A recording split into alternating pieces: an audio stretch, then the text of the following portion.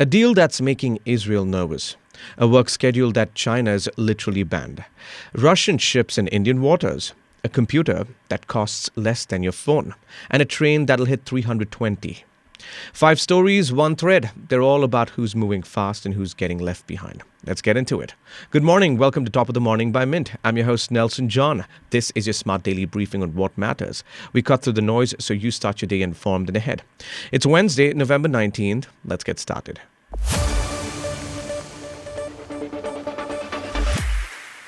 The White House announced a massive arms and energy package with Saudi Arabia on Tuesday that's raising serious questions about Middle East military balance.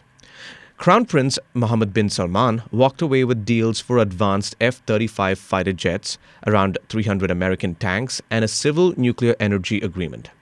Here's what's in the package. A joint declaration on civil nuclear cooperation that builds the legal framework for what the White House calls a decade-long multi-billion-dollar partnership. Trump also authorized the F-35 sale and the tank purchase, which the administration says will protect hundreds of American jobs. But there's a bigger number at play here.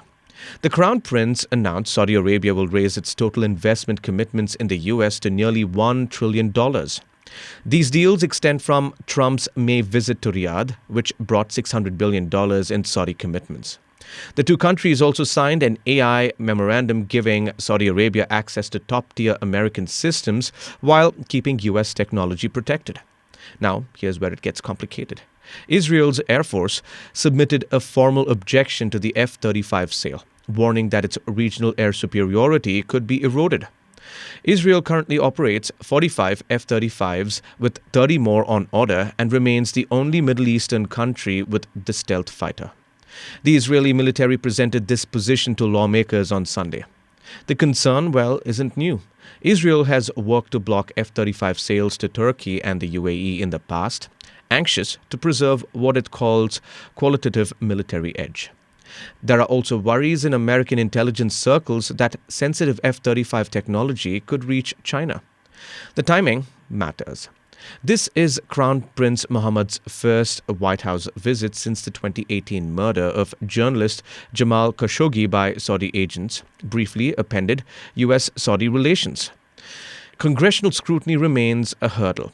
Some lawmakers question arms deal with Riyadh after Khashoggi's killings and remain weary of deeper military cooperation.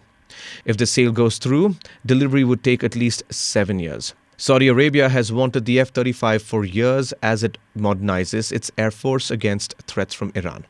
The kingdom currently flies Boeing F-15s and European Tornadoes and Typhoons. Trump made a $142 billion Saudi arms package happen in May, which the White House called the largest defense cooperation agreement Washington has ever done. Narayana Murthy has just doubled down on his controversial work hour stance, and this time he's citing China's 996 culture as something India should follow. That's 9 a.m. to 6 p.m., 6 days a week, totaling 72 hours. Here's the thing.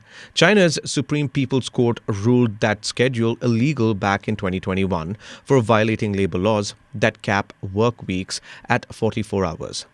The court cited concerns about worker deaths from excessive overtime. So Murthy is advocating for a work culture that even China officially banned. The 79-year-old Infosys founder first sparked this debate in 2023 when he suggested Indians should work 70 hours a week. Now, he's gone further by holding up China's extreme work ethics as the model. Social media exploded. One response captured the mood perfectly. Great idea, sir, but first give China-level salaries, infrastructure, and cost of living. Then we'll talk. Another person pointed to Europe's 10-5-5 culture, where people work from 10 a.m. to 5 p.m. 5 days a week and actually have time for walks and friends. Medical professionals are sounding alarm bells with hard data.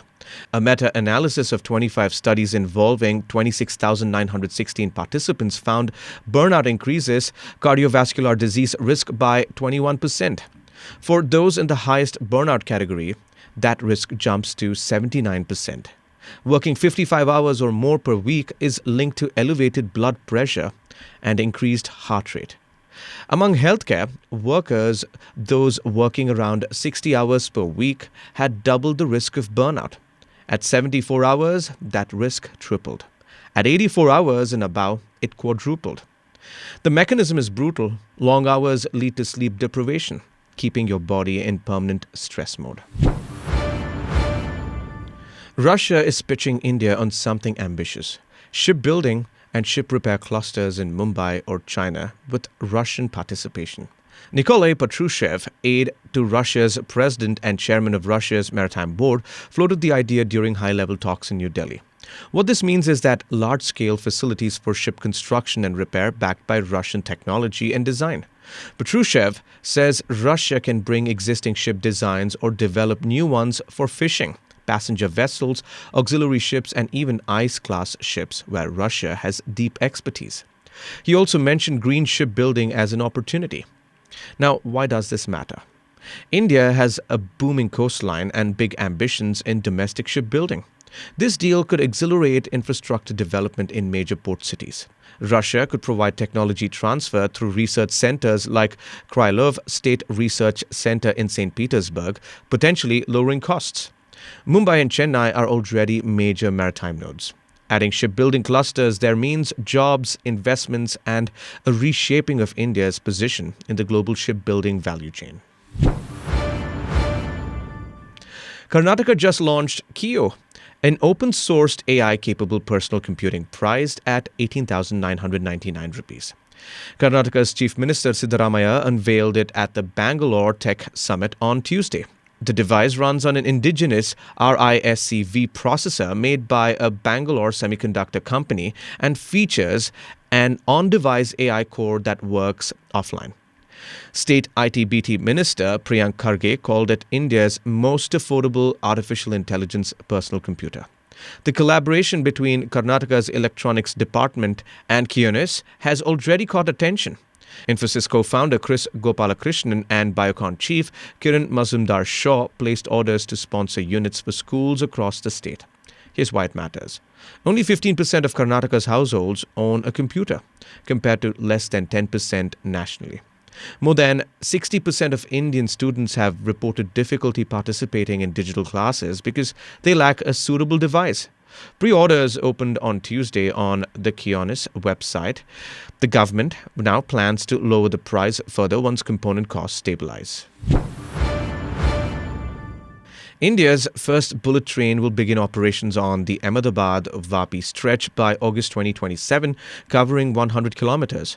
Union Railways Minister Ashwini Vaishnav made the announcement on Tuesday. The full Ahmedabad-Mumbai route will open in 2029, covering 508 kilometers in 1 hour 58 minutes. Trains will run at 320 kilometers per hour. The inaugural run was originally proposed for a 50-kilometer stretch between Surat and Bilimora, but rapid progress allowed the ministry to extend it to 100 kilometers. The announcement comes 2 days after Prime Minister Modi reviewed the project during a site visit in Surat. Vaishnav said the Prime Minister was very happy with construction pace. The project's foundation was laid in 2017 with an initial completion target of December 2023. Delays in land acquisition pushed back the timeline. As of mid-November, 329 kilometers of viaduct and 404 kilometers of pier work have been completed. That's all for today. Thank you for joining in. We are eagerly looking forward to our next Top of the Morning episode, which will be packed with the latest news. Until then, this is Nelson John signing off. Have a great Wednesday.